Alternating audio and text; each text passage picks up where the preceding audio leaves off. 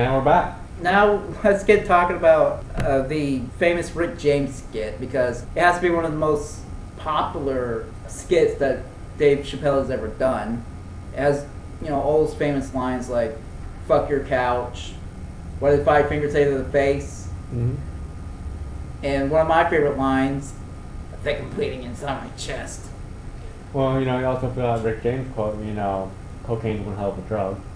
Yeah, which you can basically put that clip on any random shit you find on And YouTube. it'll just fit. It will fit. Well, one of the things that is hilarious about this is it's horribly exaggerated, but this is actually something that actually happened. Where Rick James got fucked up and he punched Charlie Murphy, Eddie Murphy's brother. And keep in mind, this was in a segment called, what was the segment called? It was like a parody of E! True Hollywood Story. But this is the second one, I think. The first one, I think, was the Prince segment. Yeah, the first one was the Prince, and then the other one was, I think it was like something with Charlie Murphy. And then the title, I think. Untold Stories with Charlie Murphy or something like that. Yeah, it was like something like that, like the perspective from Charlie Murphy. And keep in mind, they actually had Charlie Murphy narrating this, and he was in the skit. Although I think he even played his brother in the Prince skit. And he's just doing like Dave Chappelle. That was Chappelle Yeah, dressed up like his brother. In fact, you see him doing. He's like, "Oh, hey, what's up, Prince?" It was like high pitch. It sounded like Chappelle. I'm pretty sure. I thought they just used audio clip. An audio clip. I thought it was his brother doing an impersonation. But anyway, yeah, this has to be one of the funniest things. It's just this whole concept. It's kind of hard to explain because everybody has seen the skit. Everybody quoted it to the point where they almost ruined it. Yeah, I remember, going through school, so many people would say it, Like, Rick James, bitch. Yeah, like, everyone would say it. And, I'm surprised the R. Kelly one didn't get that famous. I don't know that one. The R. Kelly song? I wanna piss on you. No, I don't remember that. What? I haven't seen every episode. Oh my god, you're messing out. I'll go. It's on Netflix. I'll look it up. Okay, yeah, you better. But yeah, that's basically all the skits I could think of off the top of my head. Like right now, they probably hit me later on when we're already done talking about this. There's a lot that's just, it's so good. And you're like, oh yeah, you remember that, and you remember that, and you remember that. And it was kind of happening to me on another episode, where it's just like I kept interrupting you because things kept popping in my head. I think it was the sci-fi episode. Okay. Well, might as well go into the stuff that kind of molded our sense of comedy. And it's kind of hard to pinpoint what our sense of comedy is, because it's kind of hard to differentiate bad comedy to good comedy. I know that's there's really no such thing. It depends on your taste. Well, yeah, it's really from a biased perspective. It's what we either grew up on, or what we really became disgusted in because someone could have ruined it for us. One thing between us that seems to be one of our main things is we don't like just blind references. We actually have a joke. That's why movies like Epic Movie is not funny. Well, I don't know what the director name is or anything. It's a 2-man crew, I think. Like that. They're man children. That's all they are. They don't know how to actually write a joke. They know how to copy a joke. They know how to make something look like a joke. And you know what the sad part is? They make a huge profit. They spend only $1 million to make the movie. What did I say yesterday? There's an idiot born every second. There's always somebody there to make money off them. Yeah, sucker born every minute to make that money. Easy peasy. It's but the whole concept of parody is basically dead in theaters. I think on the internet it's still going. I don't know, I even tried to rewatch Airplane. I don't know if my humor has changed or something, but I was actually falling asleep through it. And I wasn't laughing as much as I used to when I was younger. I was like, Maybe because it's, I don't know, maybe because it might be dated or it might be jokes. I think it's the fact that it's overexposure of this kind of humor. I mean, you do see it on the internet. Yeah, but back then though, it was like new kind of comedy. I still think Airplane is hilarious. It's a hilarious movie. Yeah, but like for some reason, like even with Monty Python, I even have problems going back. Like I look back at it and I find myself not laughing. I can't really get into Monty Python's Flying Circus. It's surreal humor, and it, for the most part, it does work. But after a while, the death note for surreal humor, for surreal comedy, is when it becomes predictable. When you see it coming, that's the death note of surreal comedy. But I think they went as long as they could. Adventure Time is kind of a prime example of this, where it's constantly throwing you shit you don't see coming. And you know, I was like, I remember when I first got into the series, and I was really thinking like, oh, this is gonna suck. And I hated it. I really did hate it. I wasn't aware of it until somebody asked me to watch it online. Yeah. And, you know, I started, the first episode was like, what? It didn't become it kind of came into my expectation of being, sporadic and random. But I mean, it caught me off guard. Well, I think the most that really caught me off guard was when one of the zombies come out and they grab a bubblegum. That first episode. What the fuck? Yeah, there's that line like, give me some sugar, baby. I was like, what? The whole episode is what? That's all you can say during the whole episode. Because it's the first episode. Yeah, and there's like candy, you're like... They don't explain shit. They just like throw you in this world. And it's like, what the hell's going on? Yeah, but it's entertaining though. Yeah, that's what's so weird. Like, I'm like, why does this work, but this doesn't work? But it's weird. Like, Adventure Time is like one of the hardest things to explain to people why you like it. It's like...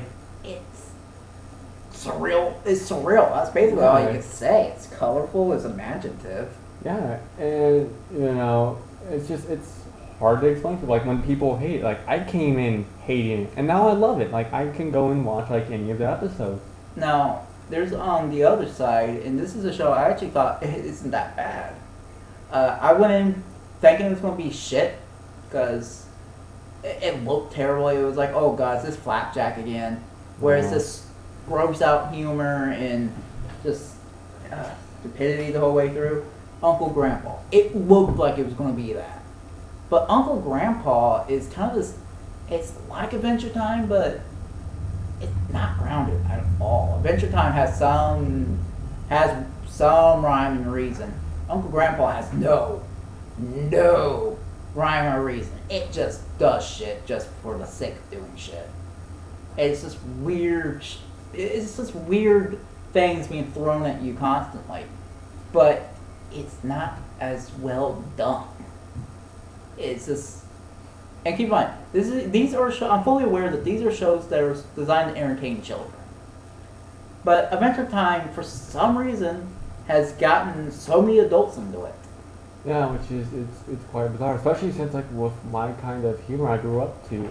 Well, I think what it is it feeds like our old humor that we used to watch, like Ed, Edd n Eddy. Well, for me, and Courage the Cowardly Dog. Like, I feel like I'm rewatching those episodes in something. It felt else. like not old school, but it felt like. Yeah, not like Tom and Jerry. I got it felt like old school Cartoon Network. This felt like something that would belong with the cartoons. Like, if it was with that time, yeah. It really seemed like it fit in. And keep in mind, not all of those are great. Look at Cow and Chicken. That was constant craziness being thrown at your face, but it was stupid. It was horrible. Granted, there was some funny jokes in there. And then did you know there's banned episodes of that show?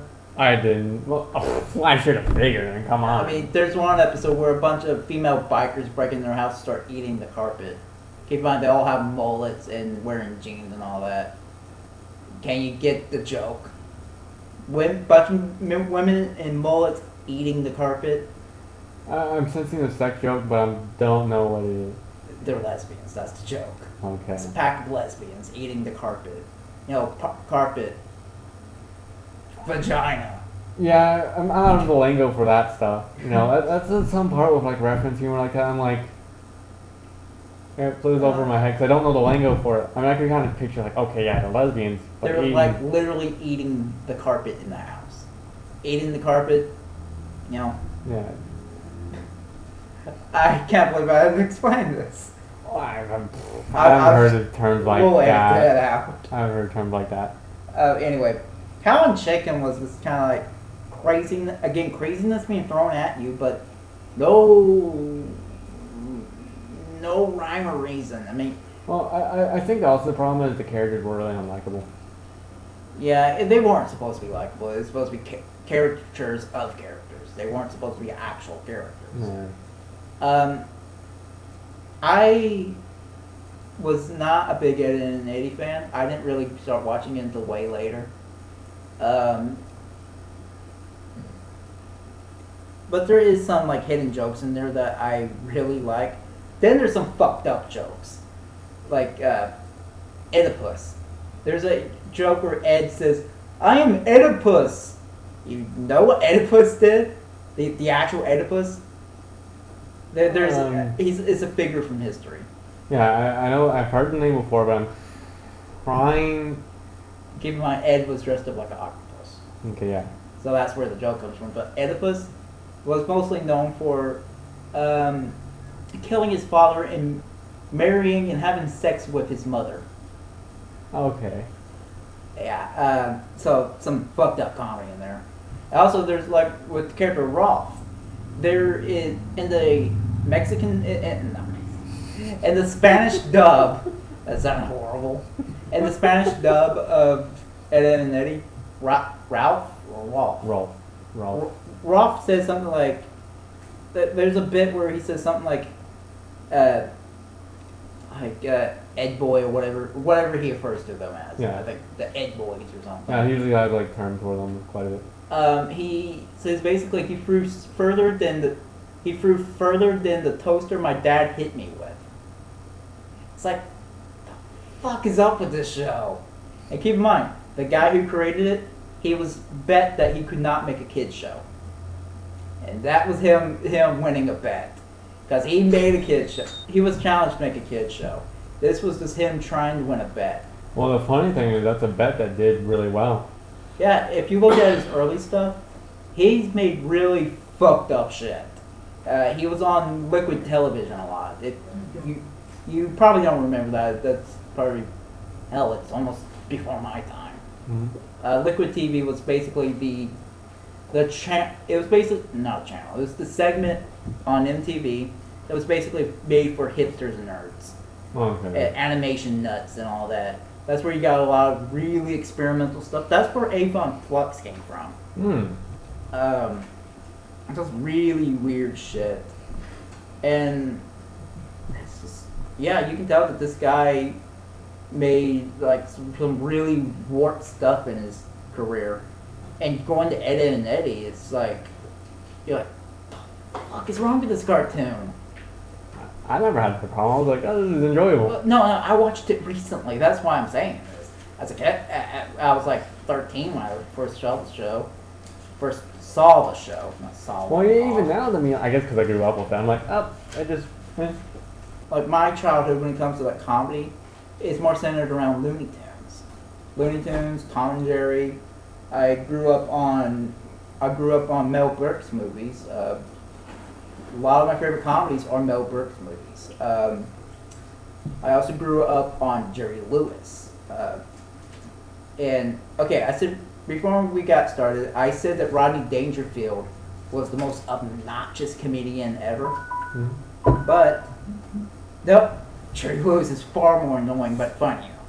Okay.